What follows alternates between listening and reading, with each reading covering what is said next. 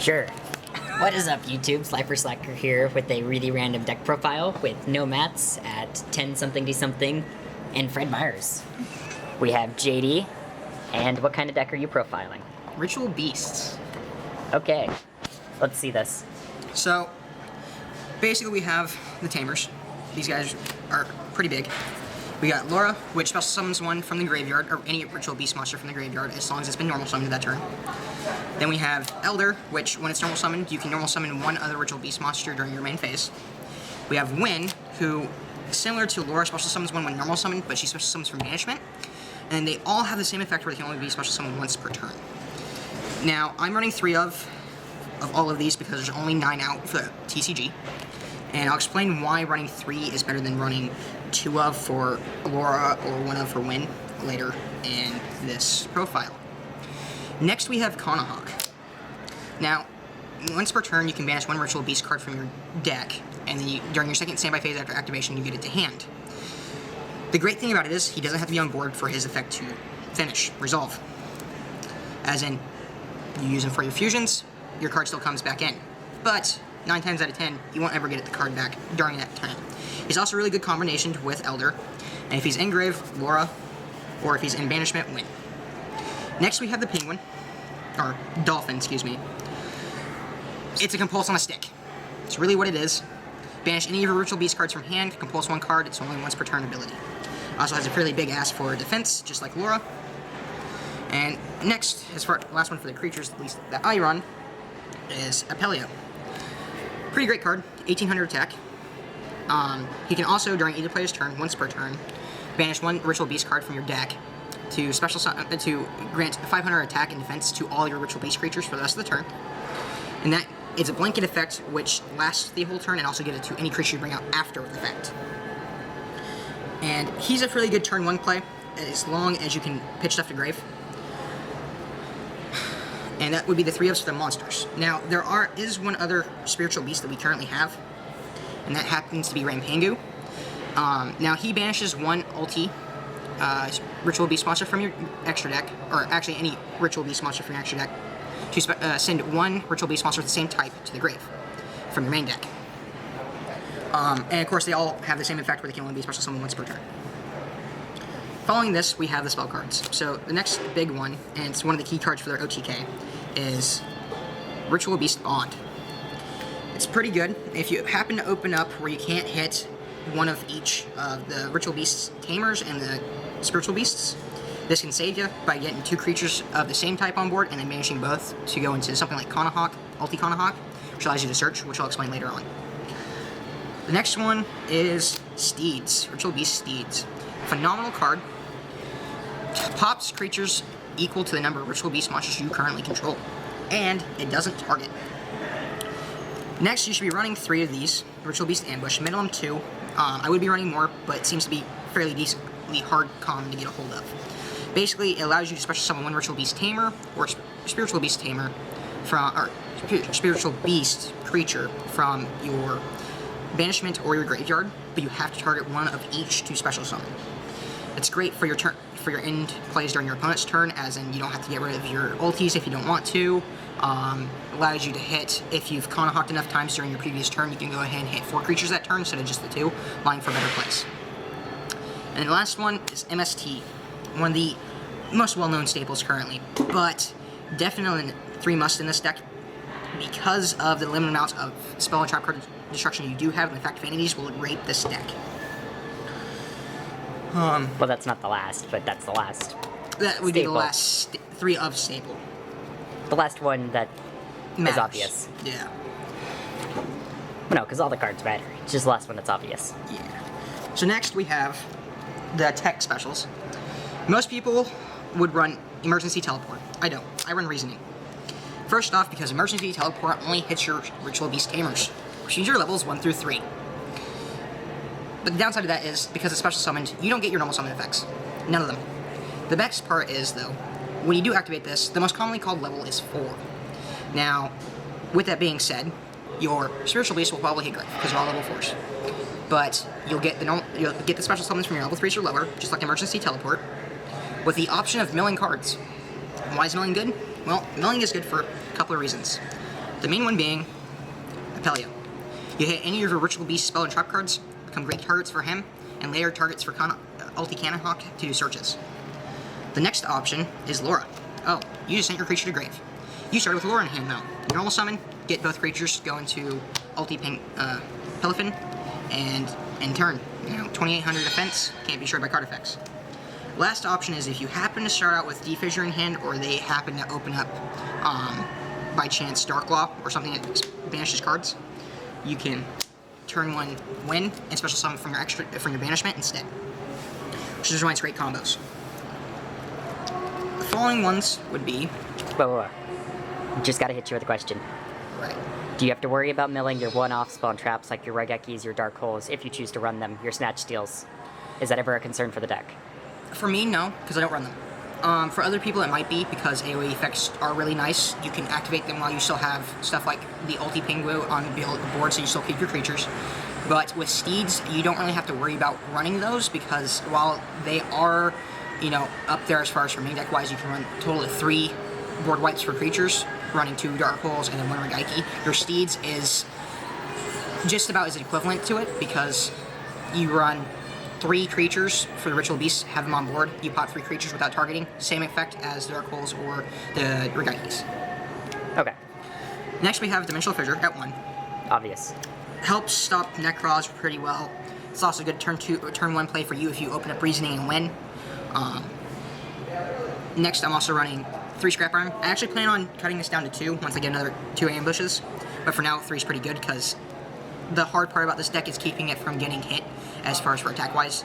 2800 is good, but within the current meta it's easy to get over it, and a lot of the times they'll do something like try to compulse it or get rid of it through a target ability, in which case you bounce it back to deck to special summon 2 from your extra deck and you just aren't as beefy. And do you feel that Scrap Iron is better than a card like Deep Prison or other staples like Bottomless, Warning, Compulse? As far as for something like Deep Prison, yes, because it has more versatility, but at the same time, it's also tradable out for your side decks. So having Deep Prison as a side deck option is still really good for decks like Burning Abyss or Fire Kings, which can hurt, but doesn't really hurt you during your opponent's turn as much as it could hurt you during your turn if you try to trade out your Ulti Pingu or any of your other ultis during your opponent's end phase, and they happen to have target Runix or try to Fire Lake, which can really hurt. The next one I run 3 of is Mirror Force. Now, why would I run 3 attack stops? Well, pretty simple. These are good for continual stops, but they only stop 1 creature. These, on the other hand, are good because they stop all creatures and destroy them. Essentially another board wipe that doesn't target. And with the fact that they can be traded out just as well as these can. Other than that, it's Mirror Force, basic staple. It's a good card. Next one we have is Microcosmos. The great thing about Microcosmos is it does still banish all your opponent's stuff, including spell and trap cards. The downside is that if you do have this on board and you're trying to get rid of the vanities your opponent controls, none of their stuff's going to go to grave, so it won't pop itself.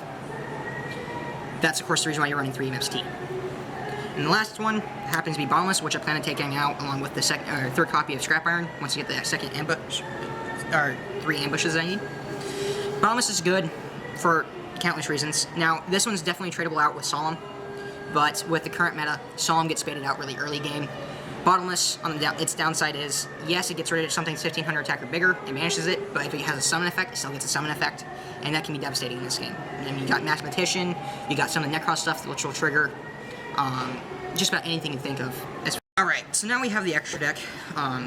First we have Ulti Pelifin. This card's really good. This is the one I was really talking about. It has 2800 defense, 200 attack. Pretty low, but with Apelio, the main deck creature, you can go ahead and get it pumped up to a maximum of 17. Good for your OTKs, and it can't be destroyed by card effects.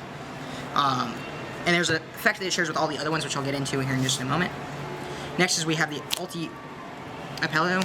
It has 2600 attack, but when it attacks, can't be affected by anything, so it's essentially a slightly weaker version of Star Eater, with the possibility of tagging out for more OTK plays, especially using Bond. And the last one we currently have in TCG is Ulti Cannonhawk. Now this is your Searcher. It takes 2 of your banished Ritual Beast cards, puts them back to your grave, and you add 1 Ritual Beast card from your deck to your hand. Something convenient that some people may not know is you can chain his tag out effect, defusion effect, if you want to call it that, to his main effect to only send one of your targets to grave and special summon the other target.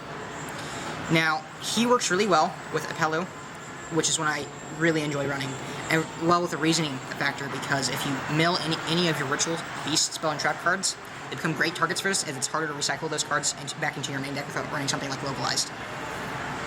I do run a couple of XYZs, first one being Totem Bird. Totem Bird's pretty good. Of course, you have to use Win. Win is slightly difficult to get out normally, just to hit 2 of it on board to go into Totem Bird. But if you can do it, it's definitely worth doing, because it stops, a Mirror Force whenever you're trying to OTK. It'll stop a D-Prison, stuff of that nature. Stuff that really needs to get stopped, it will stop. And the last one I'm running, which is tradable out, is Black Shepherd Corn. Now, Black Shepherd Corn is good for multiple reasons. You can OTK in this deck, but a bad OTK version won't hit the 4th creature they need. Now, these all have the tag out effect, as I was speaking of earlier. But when you tag out Defusion for them, it special summons one Tamer and one Spiritual Beast from your banishment in defense position. So you can't attack with them afterwards. Otherwise, it'd just be way too good. Mm-hmm. So now you can hit 3 of these in turn, and you can do this turn 2 with the right setup. The first one gets through, the second one gets through, and you go into the third one using Bond during your battle phase, because Bond's the quick play. Now, you add up to 7,800 damage. There are multiple ways to get rid of it. A lot of people say Cowboy, but going into Cowboy in this deck is really difficult with only being able to summon each of your level 4s once per turn. The other option would be Black Shepherd Corn, because you can pitch one of your opponent's creatures before the battle phase to go ahead and flip 1,000 damage, and you only have to guarantee these ones hitting. The other option is a normal summon during that turn, which, being able to hit your setup turn 2, you can normal summon easily without having to risk hitting your support or losing anything from your engine. And that happens to be the deck. We'll probably be adding something. Would you choose to run Cowboy, Extinction, 101, Castel? I wouldn't run Extinction, I wouldn't run Cowboy at all. He isn't really worth it, because you're looking at any deck that sells that long. Even being able to field 2 of them, you're probably also filling up your monster card zones with something else. Mm-hmm. I ran into Dustin's last week at tournament, and it happened to do something similar to that, where I attacked into House Dust on. I know it's stupid, but I figured I might still be able to attack in for game, depending on how the player played it. He played it right. I still ended up winning, but he stalled out by special summoning, filling up my creature zones, which was a downside. Extinction could be good, again, level 4. Again, we can only special summon each of these creatures once per turn. As far as for any of the other ones, I would probably look into running the Dark Rebellion Dragon, I think it's what it is. The rank 4, 2,500 attack, jacks your opponent's attack. That to me would probably be a better option. Maybe a Dante for more mill effects, because our major areas of play with this deck, you have to remember, isn't from hand, not currently. It's not from deck either. It's from your grave, banishment, and field. You recycle and you float consistently. So if you do happen to run that one, it's up to you. It's up in the air. Musketeer is good because it gets rid of some of your problem cards. Again, rank 4, it's hard to special summon all of these creatures multiple times each turn. In fact, you can't. So hitting 2 of the same level, or even 3, is almost impossible. Okay, that just about does it. Yeah, this has been Slifer Slacker and Judgment Dragon, and we are out. I guess. I'm going platinum! Whee!